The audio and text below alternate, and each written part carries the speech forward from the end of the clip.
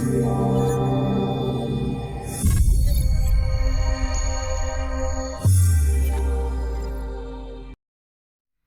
guys, welcome to the Paint with Lovejoy website. This is the place for first-time and beginners to get comfortable with the painting process. If you have never painted, I am definitely the teacher for you. I will give you permission to play, to create with your hands, and I do consider this adult kindergarten, where you get to make memories with yourself or with loved ones. And you will notice that creative time is something that you will reference for the rest of your life. I do encourage you to send me photos of your paintings. And when you're done with my YouTube videos, please check out my Paint Your Pet course for even more in-depth and kind of my signature class. It's a lot of fun. Before we get started, I want to say thank you for being you. And I also want to give you permission to play today. I'm going to encourage that you take a lot of progress photos, and I do recommend that you turn off your distractions. Put your phone on mute. Please know that mistakes will happen. We call them happy accidents. And I'm going to encourage you to breathe throughout the painting process. Here are your recommended supplies and the colors for this particular video.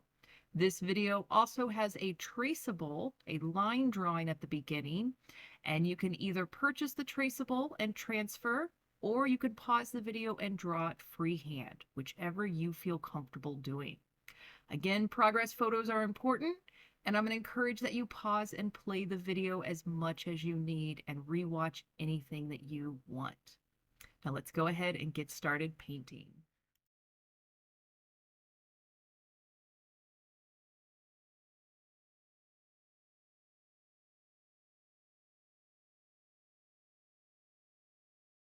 All right, guys, so grab your progress photo. We're going to start in the background. And we're going to do a mixture of white with blue. And I am using the medium flat brush. And we're going to start in that background. I do want you to apply your paint a little bit thicker, so that way you are covering the texture of the canvas. And basically, I want you to just kind of have fun. We're going to do an impressionistic painting today. So that means we don't have to do every single detail. We're just giving the illusion, the impression of this landscape. All right, like I said, apply your paint a little bit thicker, and if you have to make your color 2 or 3 times, do not stress about getting the exact same shade every single time. Here, we're going to add a little bit more blue to the perimeter. This is what I call perimeter mixing, and I want you to go about 2 shades darker than what you were just using. Now, you can mix this just on the perimeter, or you can mix your entire puddle of paint there, or pile of paint. And again, if you have to make that color a second or third time, don't stress about the exact same shade. Now you can see here that we have a little bit of a light blue with a little bit darker blue. Where the two blues meet, you can go over that with your brush with really light pressure. And this is called wet on wet blending. And with that light pressure, you're just kind of softening the line between the two colors and giving yourself a bit more of a gradual transition or gradation, as we would call it art. So you're doing great. Take that color all the way to the top. If you want to go a little bit darker at the very top of the canvas, feel free to do that. And now we're going to add a touch of purple, again doing that perimeter mixing. So with that darker blue, just adding a little bit of purple in there, and again adding that to the top. Again, this is wet on wet blending, so just kind of play with your brush pressure, have fun. Sometimes my students say this is the best part about painting is doing this type of blending. So we are going to clean our brush pretty good. We're going to grab white with a little bit of red. We're going for a light pink. And if your pink happens to be a little lighter or darker than mine, totally okay. Mine's pretty light, and I am using that medium flat brush, and I'm holding the brush almost perpendicular to the canvas, and I'm tapping the brush with this light pink color. We're making some clouds, really subtle clouds on here. Because my blue background is still wet, it is picking up some of the blue and changing the shade of my pink. So if your background's still wet, you might be getting a little bit of purple in yours, and that's okay. That makes for some really pretty clouds. I do recommend that you pause the video, observe the shapes and spaces that I'm making, and if you need to, You can take a screenshot after you pause the video and zoom in a little bit closer if you need to see something a little bit better. So remember to breathe. A lot of my beginners end up holding their breath without realizing it. Um, and it's okay. We're all human. So sometimes we forget to breathe, myself included. So I'm here to remind you of that. So again, just with this little tapping method for the clouds, permission to paint a little bit messy and sloppy and just kind of have fun. Do what you want to your clouds. Then we're going to clean the brush. We're going to go back to some blue and white mixture and we're going to start getting reflection in the water below in there. So going back to that light blue that we were using at the beginning, it does not have to be the exact same shade, but it is good if you have to mix it again, because the more times you have to mix your color, the more your brain is remembering how much pigment and what it's like to mix the paint. And again, this is just an impressionistic painting, does not have to be perfect. You can change anything that you want and just use what I'm doing on screen as a bit of a guideline, does not have to be exact. So here I'm grabbing a little bit of the darker blue. I had enough still made from prior, but you can go back and forth between your light blue and your darker blue and fill in the sky. And if you want to add the purple, we'll be adding a little bit of that. If you want to go a little bit lighter, because this is just a reflection, so it does not have to be exact to what is in the sky. Again, apply that paint a little bit thicker so that way you're covering the texture. And if you are on a stretched canvas, you can carry this color around the edges of the canvas. I am painting on a flat canvas panel here, so I don't have the edges. So our water reflection is looking nice. You're doing a great job. Hopefully you're a little more relaxed just from moving the paint and playing with your blending. So here we're going to grab some of that blue. We're going to grab a little bit more purple, maybe a touch of black, tiny amount of black just to go a little bit darker. There we go. And again, your shade can be similar or different to mine. Totally okay. And again, this was blue and purple with a little bit of black. If you want to do just the blue and purple, totally okay. And we're filling in this mountainscape up here. I kind of like that it's got the hint of purple into it, really pretty. And if you need to use a different brush, feel free to do that. Again, apply your paint a little bit thicker so that way you're covering everything and covering the texture of the canvas. And here I'm going to add a little bit more purple to my mixture and going a touch darker. So making a little bit more mixture, same as before, and then going back and adding a touch more purple. And again, with this painting, we're just working on slight color variations and perimeter mixing and just getting comfortable with the process of painting. Now we're going to add some white to that, go a little bit lighter. Again, doing that perimeter mixing and going to the bottom. With this being a reflection, it would be a little bit lighter than the sharper contrast above the horizon line. But again, does not have to be exact. I'm really glad of you for taking time out of your day to paint, to hang out with me. You're already successful just by showing up and painting today. Aside from staring at the video and listening to my voice, hopefully you're not really engaging in too many other digital media or technology stuff, and this is a little escape from it. All right, so going back to the blue and purple, you can mix right on top of that same section, add a touch of black if you like, going a little bit darker, and just again filling in more of the space. So adding a little bit of a shadow on our reflection mountain.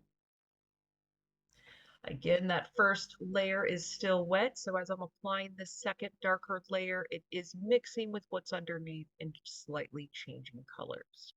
Now I recommend another progress photo, clean your brush, and we're going to keep on moving along with this painting. All right, so now we're going to grab a little bit of green and blue. If you want to add a touch of black to go a little darker, you can, but I'm actually just going to do the green and the blue. There we go, mixing it to your content. Does not have to be perfect, like I said, and if you have to mix your colors 2 or 3 times, totally okay. Well, we are going pretty dark. This is probably going to be the foliage on this distant mountain area. Again, applying your paint a little bit thicker. I'm using student grade paint, so sometimes it's a bit more transparent than I would like. So applying it thicker um, helps make it a little bit more opaque. And if you need to, you can even do 2 layers of your paint. So it is okay to adjust based on the paint that you have or based on the tools that you're currently using.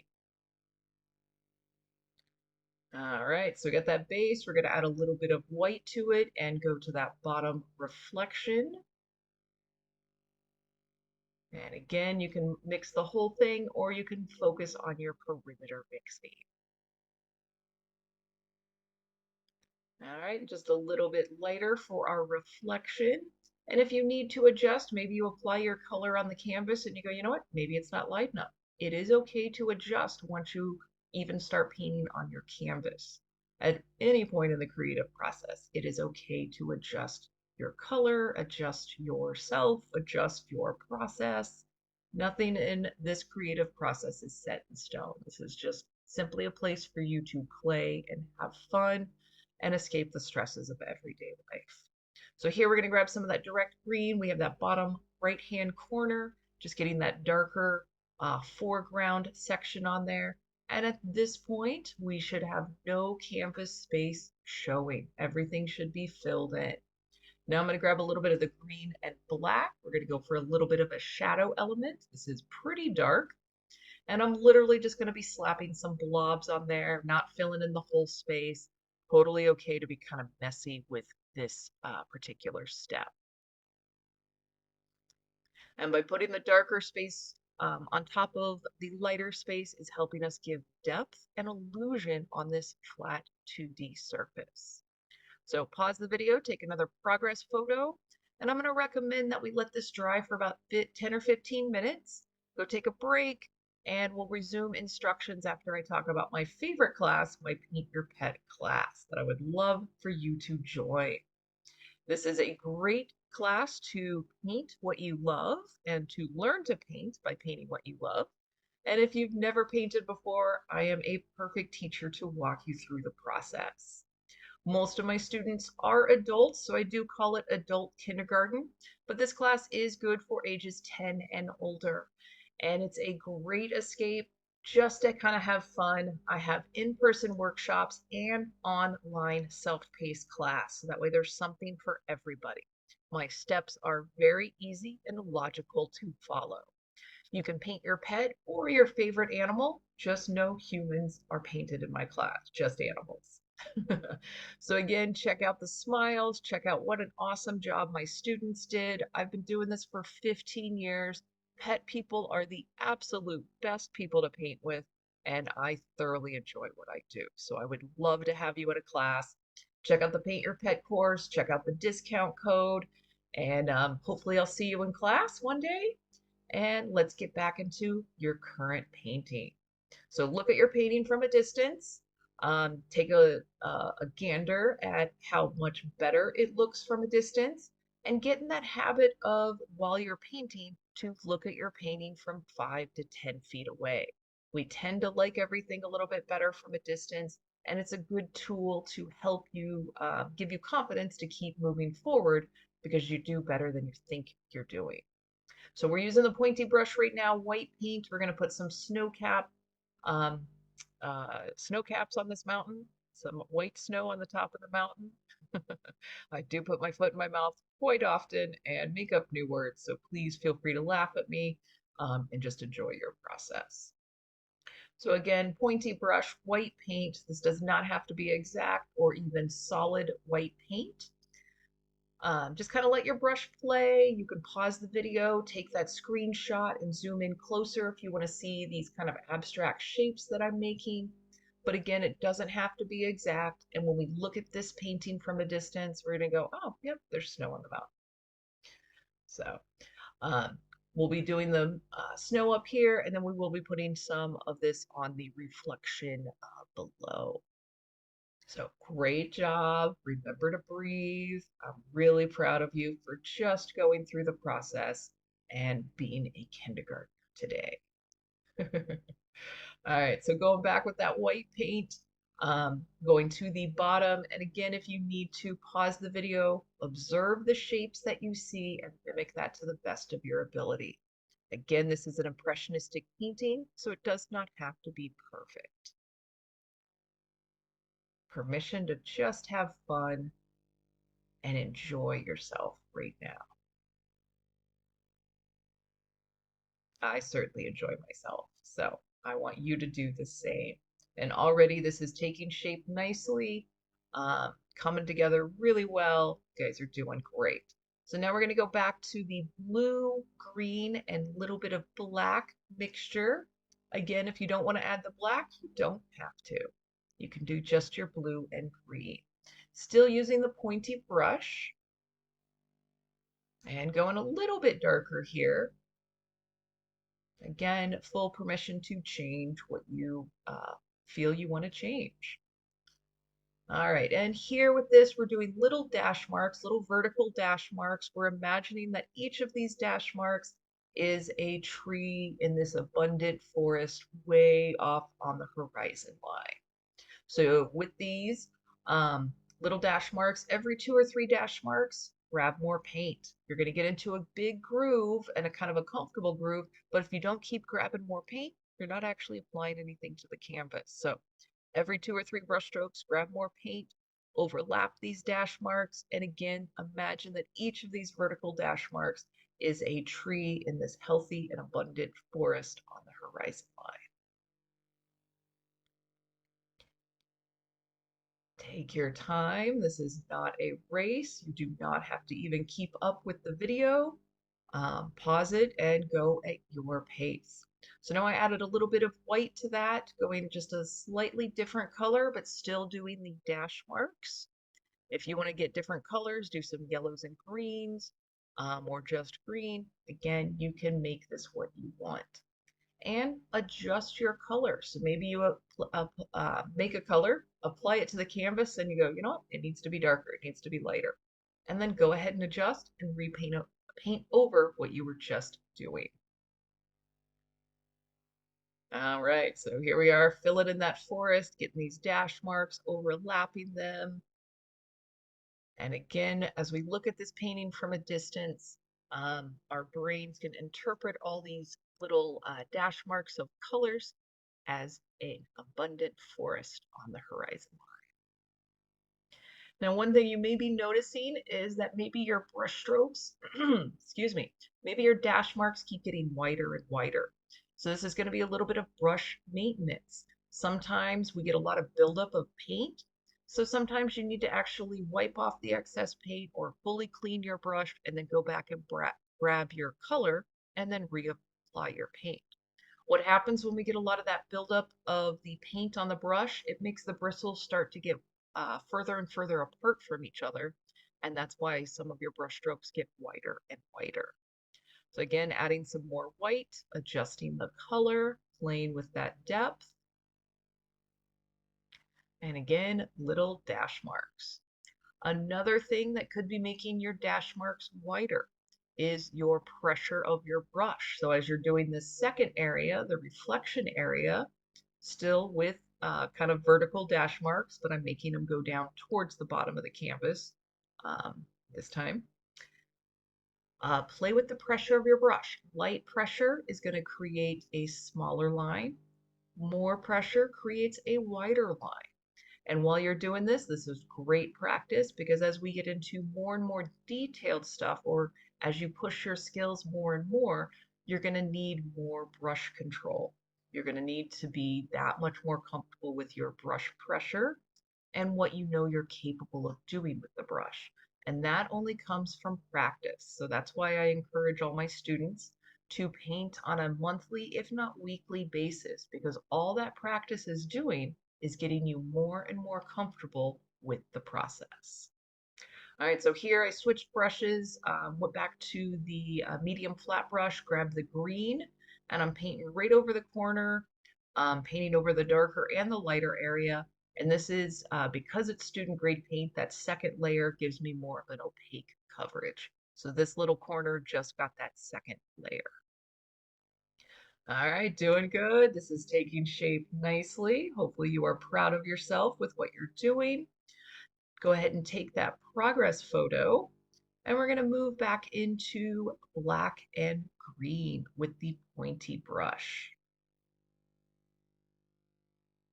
And here I am cleaning the brush off really good, bringing those bristles back together and grabbing my black and green.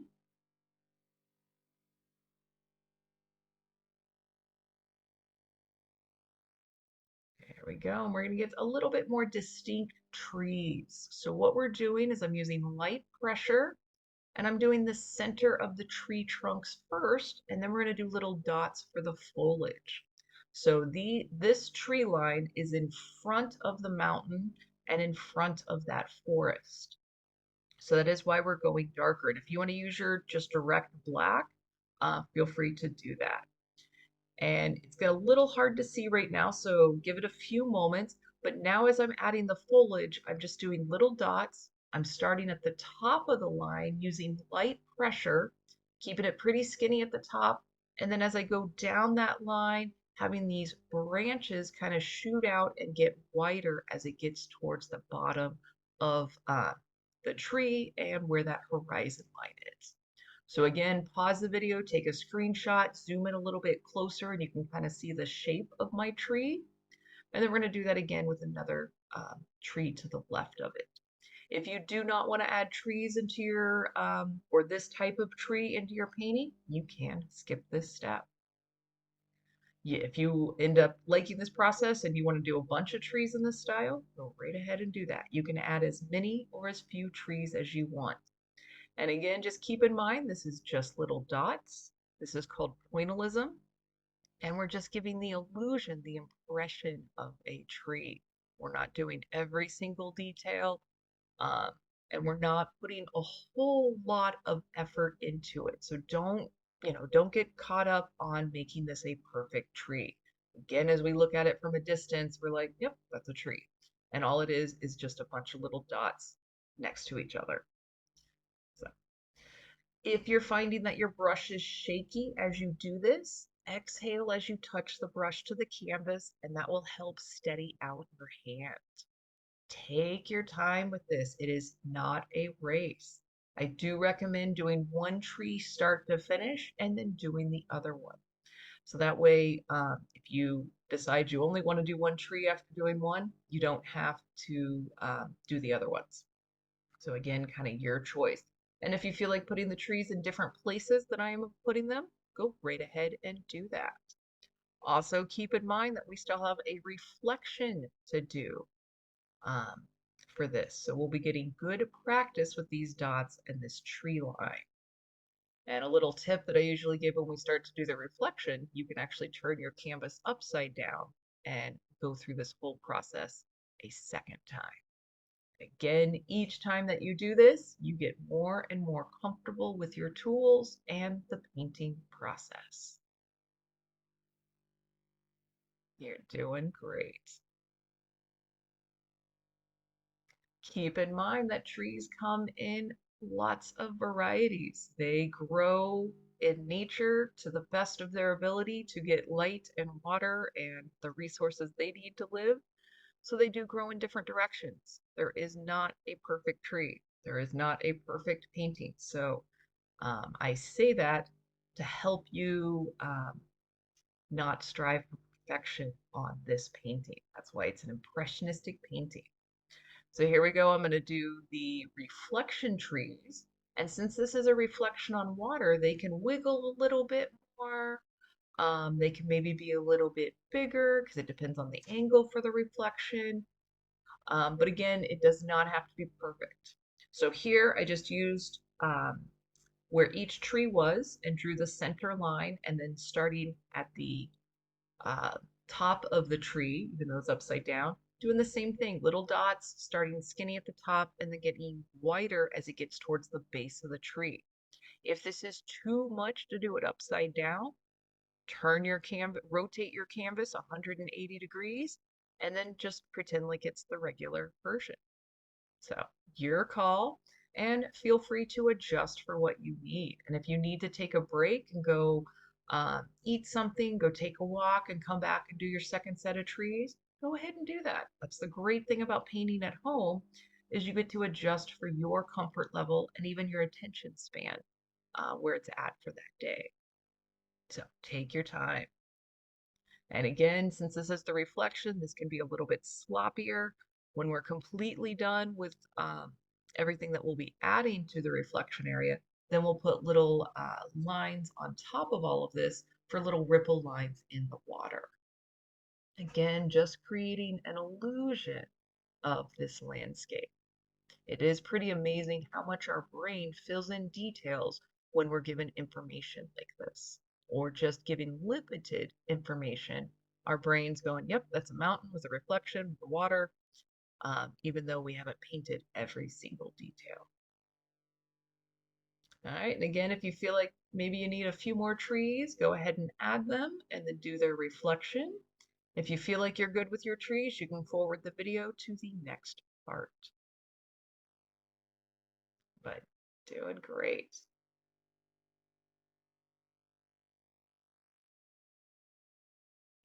Remember to smile at yourself.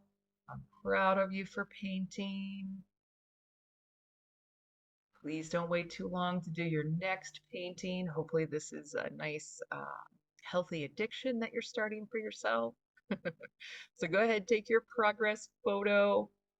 We're going to be moving into those water ripple lines. So if you need to, you can let your painting dry, give it about 10 minutes, and then it'll make it a little bit easier to put these lines on top. So if your reflection trees are still wet, again, I do recommend letting it dry so that way we don't pick up the paint, the black paint with this white and blue mixture.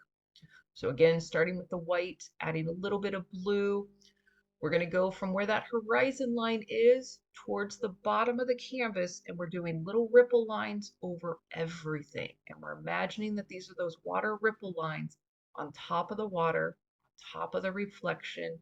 And this is something that feels kind of weird at the beginning, but after you have a good amount of them on there, then you look at your painting from the distance, then your brain's going, oh, yep, that's a reflection. So maybe watch this part until I get to all the ripple lines on there so you can see the difference. And again, with this, I'm using the pointy brush. I'm holding my brush almost perpendicular to the canvas, using the last 2 millimeters of the bristles to kind of create these lines. And they can wiggle a little bit. I personally like calm water, so that's why my lines are pretty flat and level. But if you want a little more movement or illusion of movement in your water, these can wiggle a little bit. They can wiggle a lot and indicate a lot of movement. But you get to choose the level of movement in your water. And we're going to do the same thing with a little bit darker blue, and then even the direct blue, and then even pure white. One thing to note is you do want some of these lines going off the edges of the canvas. And having the lines go off the edge of the canvas gives the illusion that this scene is bigger than the canvas, bigger than what you painted. And again, you're going right over the reflection mountain. You're not going over that bottom right-hand corner. That's our foreground. We're going to put some flowers there in our last step. But you're going right over the mountain reflection, right over the tree reflection, going off the edge of the canvas, and doing shades of light blue, medium blue, and here I'm using the direct blue. Kind of having those 3 shades gives that illusion of movement of water. And embrace whatever style lines you have. If you've got some skinny lines and some wider lines, that's okay. That just happens to be places where the water may be moving more or less. And just come up with a story for why your mark making may be the way that it is. Maybe your trees are dancing in the wind. Maybe there's a lot of movement in the water. Whatever story you want to add. your painting. All right, so get all those water lines in there. You can add more or less than I did. Take your progress photo, and then we're going to move into that bottom right-hand corner and put some flowers. You can change the color of your flowers. I'm using the medium flat brush in a light pink, so white, starting with white and adding a little bit of red. Going for about a medium pink, but it can be your shade, your desire. You can do blue, purple, yellow. You can do multiple colors, whatever you like. And what I'm going to do is I'm using that medium brush and literally just using the width of the brush, I'm making just little marks, almost little V shapes that overlap each other to create this kind of long tendril of a flower. Maybe kind of like snapdragons, probably is what I was thinking. But again, these are just blobs, and a blob looks like a flower. So again, just using this, and if you have to mix your shade of pink, mix your shade of pink a second or third time, variety is good. We will be adding some darker red and some other colors on here. But you do want to make sure that this is going right over the water. Some of them can be going off the bottom of the canvas. Maybe they're going off the right-hand edge. You can have as many or as few flowers as you like. I do like the pink because it kind of picks up the little bit of pink in the clouds and helps give a little more harmony to our composition. And now I'm going to grab red and just in a few spots, same type of mark making, add a more intense color to our flower. And if you don't want to use that same brush, you can use the pointy brush. And there's, again, just little dash marks. And all that's doing, it's not even taking up the whole space, but it's just giving a little bit more depth, a second color into these flowers. And again, they're just little blobs, little lines, little blobs to make a flower. Again, amazing what our brain needs just a little bit of information and then it fills in the rest of the info to tell us what we're looking at. So we will do this with a little bit of white as well, just putting a few highlights on there. Oh, maybe we're not. Just going to move right into the grass. If you want to put some white highlights on there, you can. Then I'm going to move into green, put some stems on a few that might need it, and then blades of grass. And I'll get kind of actually excessive with the blades of grass, just to kind of break up that line. Again, the blades of grass are literally dash marks. I am being a little more controlled and not overlapping the pink with these little green dash mark lines for the blades of grass. But you add as much or as little as you want to your canvas.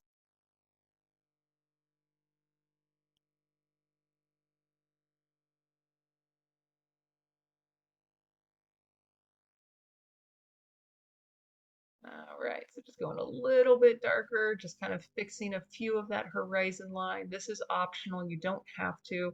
I kind of like adding it just so that way there's a little bit of the reflection on the water, but then also giving a nice distinction between that horizon line and where the water line starts. All right, take your progress photo. Great job today.